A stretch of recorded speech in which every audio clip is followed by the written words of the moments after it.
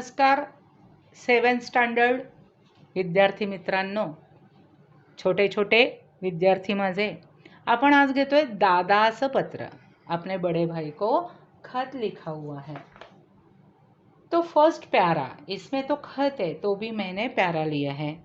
Starting है, प्रिय दादा सप्रेम नमस्कार, प्रेमासहित नमस्कार। दादा, कालच मी सहलीला जाऊन आले। अरे इतकी मजा, सहली म्हणजे पिकनिकला। और इसका लास्ट फर्स्ट ही पैरा में है, असा हट्ट आम्ही शिक्षकांजवळ धरला। अभी पढ़ते पढ़ते ही हिंदी में एक्सप्लेन करूँगी। अभी जिसने खत लिखा है वो कौन है, उसका नाम क्या है? पत्र लिहिणारी कोण? पत्र लिहिणारीचे नाव लिहा, आयेशा। आयेशाने कोणास पत्र लिहिले आहे? याने आयेशाने किसे खत लिखा है? आपल्या दादाला याने बड़े भाई को, म्हणजे मोठ्या भावाला पत्र लिहिले आहे। पत्र कोणत्या तारखेला लिहिले? देखो कितना छोटा छोटा उसमें क्वेश्चंस मैंने ये किए हैं। पत्र कोणत्या तारखेला लिहिले आहे? पत्र 25/1 म्हणजे एक म्हणजे काय बरं? जानेवारी महिना। 25/1/2020, 25/1/2020 ला लिहिलेलं आहे। इथे एक आलेलं नाही म्हणून, आणि 25/1/2020 म्हणजे 1 मीन्स जानेवारी या तारखेला लिहिले। कोणत्या महिन्यात चित्रफित दाखविण्यात आली होती? जानेवारी महिन्यात चित्रफित दाखविण्यात, यानी डॉक्यूमेंट्री कौन से महीने में? तो ऑब्वियसली जनवरी, क्योंकि 25 को ये लोग गए थे।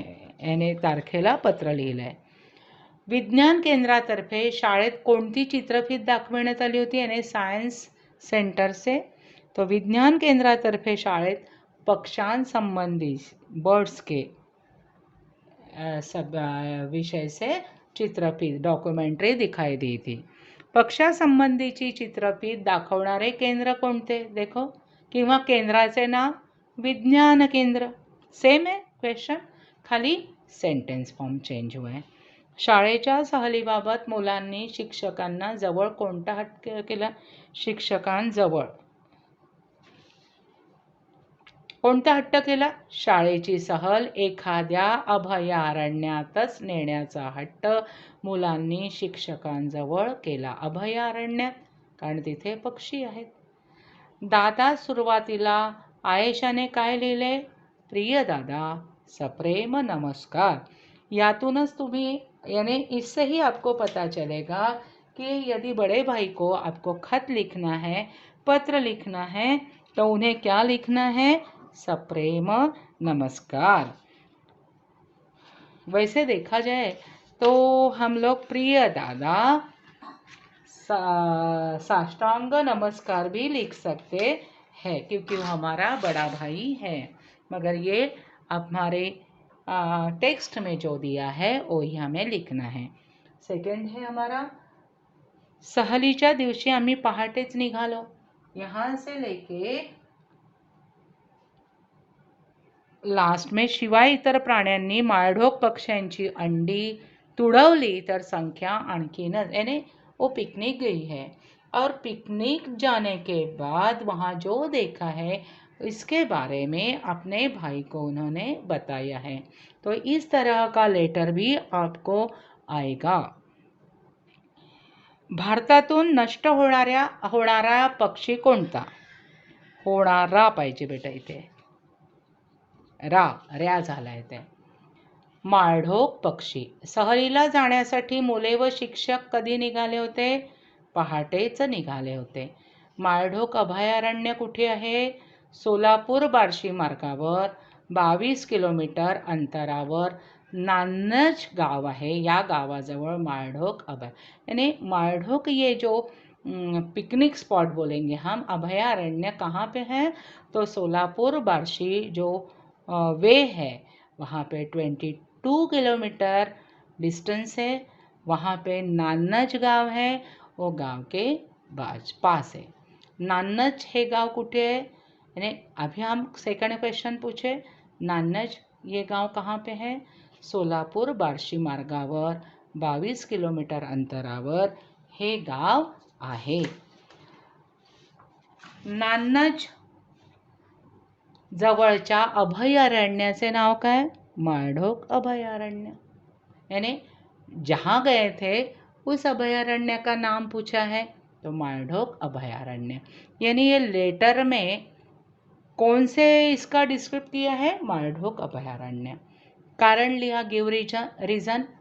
माळढोक पक्षी शेतकऱ्यांचा मित्र आहे. क्यों फ्रेंड है? कारण शेतातील किड्यांवर यानी जो इंसेक्ट्स है तो गुजराण करतो. यानी माळढोक पक्षी क्या करता है?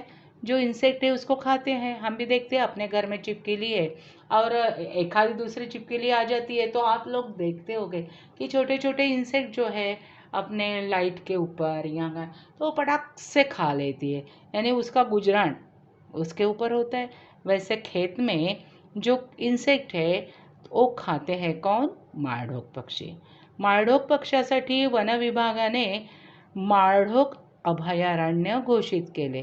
कारण यानी माळढोक पक्ष्यासाठी फॉरेस्ट ने क्यों अभयारण्य का अनाउंसमेंट किया? क्योंकि भारतातून हा देखणा पक्षी यानी बहुत सुंदर पक्षी आहे नष्ट डिस्ट्रॉय होण्याच्या मार्गावर होता.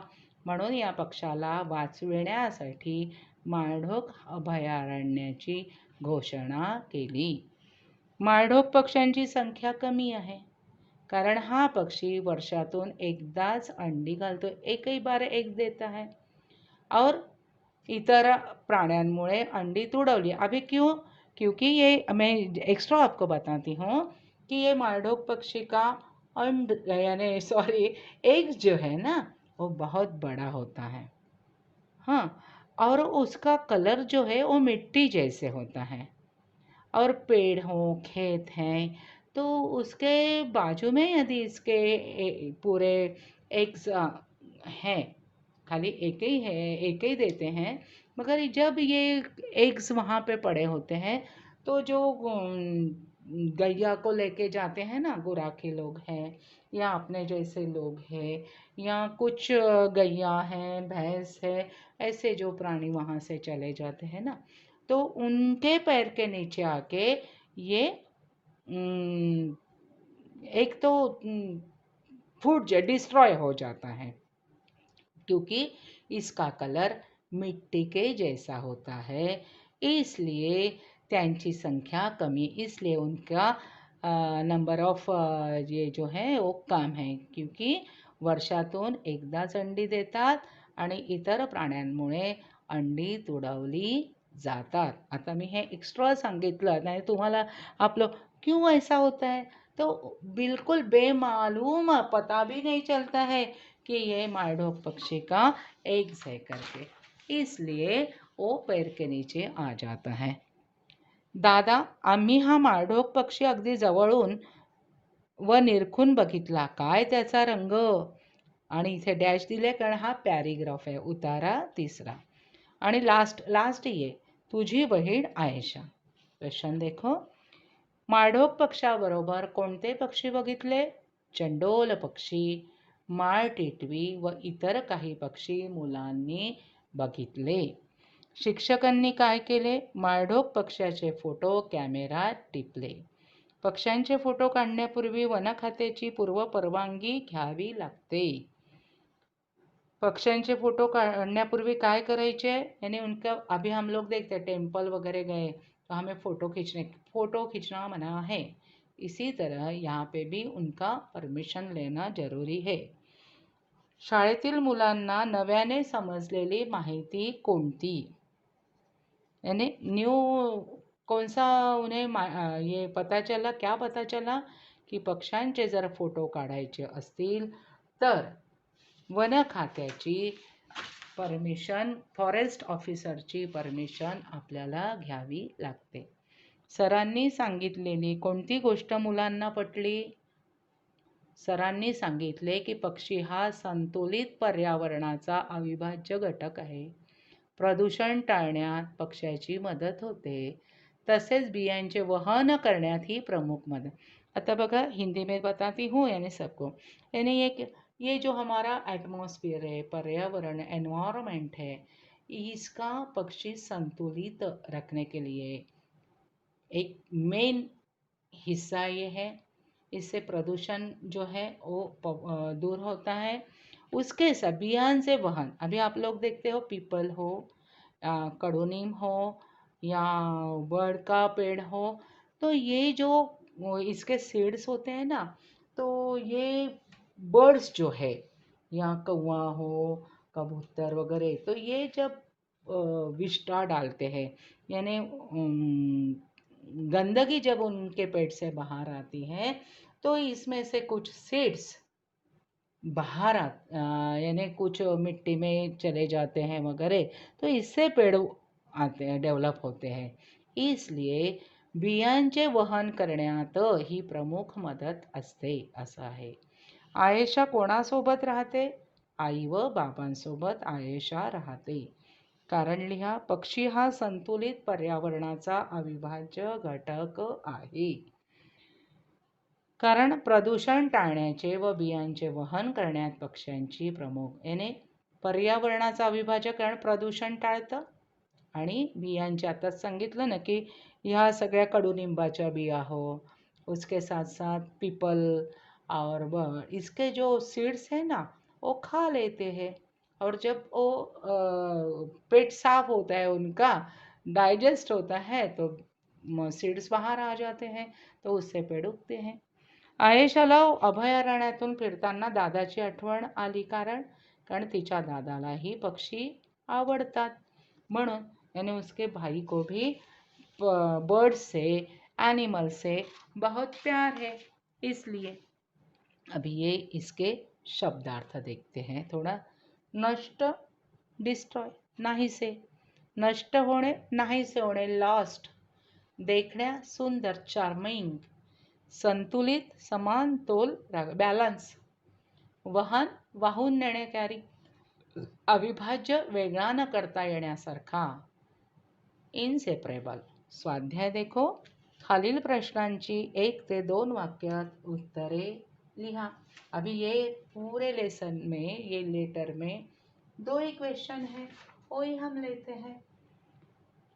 खालील प्रश्नांची 1 ते 2 वाक्यात उत्तरे लिहा. विद्यार्थ्यांनी अभयारण्यात सहलीला जाण्याचा हट्ट का धरला? दादाच पत्र या पत्रलेखनामध्ये माळढोक पक्षाविषयीची माहिती दिलेली आहे. जानेवारी महिन्यात शाळेतील विद्यार्थी सहलीला गेले होते. त्यामागचे कारण असे होते की जानेवारी महिन्यामध्ये विज्ञान केंद्रातर्फे शाळेत पक्ष्यांसंबंधीची चित्रफीत विद्यार्थ्यांना दाखवण्यात आली होती. म्हणजे दादाज पत्र, इस खत में मालढोक जो बर्ड है उनके बारे में बताया है. विद्यार्थी जो है, स्टूडेंट लोग जनवरी में पिकनिक में गए. उसके पीछे कौन सी वजह थी? क्योंकि जनवरी में विज्ञान केंद्र, साइंस सेंटर, शायद बर्ड्स के बारे में उन्होंने डॉक्यूमेंट्री दिखाई थी, इसलिए वो सब नॉलेज उन्हें पता हो गया था, इंटरेस्ट उसी में आया था. वो माहिती उन लोगों को बताई थी. माहिती ऐकून यावर्षी शाळेची सहल एखाद्या अभयारण्यातच न्यावी असा हट्ट विद्यार्थ्यांनी धरला. अभयारण्यातून फिरताना सरांनी विद्यार्थ्यांना माळढोक पक्षाबद्दल काय सांगितले? कौन सी माहिती दी है? किस बारे में बताया है? दादाच पत्र या पत्र लेखनात आयेशाने माळढोक पक्षाविषयीची माहिती आपल्या भावाला सांगितलेली आहे. माळढोक अभयारण्य हे पक्षाला वाचविण्यासाठी वन विभाग, यानी ये बर्ड्स को बचाने के वास्ते फॉरेस्ट ऑफिसर ने इस तरीका का एक प्रोजेक्ट हेल्प की हुई है. कारण शेतामध्ये हा पक्षी शेतकऱ्यांचा मित्र है, फ्रेंड है किसान का, क्योंकि जो इंसेक्ट है खेत में उन्हें वो खा लेता है. कारण शेतामध्ये किडे असतात, ते किडे खाऊन पक्षी आपले पोट भरत असतो. तसेच माळढोक पक्षी वर्षातून एकदाच अंडी घालत असल्यामुळे याने साल में एक बार ही एक देता है. शिवाय इतर प्राण्यांनी माळढोक पक्ष्यांची अंडी तुडवली, यामुळे त्यांची संख्या कमी होते. अशा पद्धतीची माहिती सरांनी विद्यार्थ्यांना माळढोक पक्ष्याबद्दल सांगितली. तर माझे छोटे छोटे विद्यार्थी 7th स्टँडर्डचे लाईक करायचं, सबस्क्राईब करायचं, एंड प्रॉब्लेम कुछ आए तो मैसेज करो, प्रॉब्लेम सॉल्व होगा.